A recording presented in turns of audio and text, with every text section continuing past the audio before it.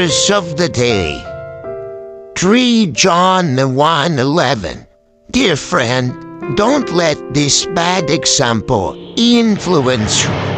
Follow only what is good.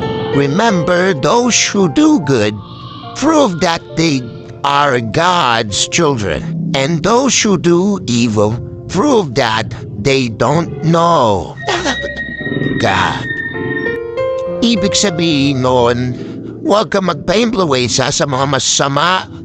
Gumawa ka ng mabuti at pakita mo na kaya mo lahat ng problema. Huwag kang bibigay at dun sa mga tao gumagawa ng masama, hindi nila kilala ang Diyos. Tandaan mo yan. Pa-like, pa-share, pa-subscribe. Mang Kepweng at your service. Thank you guys.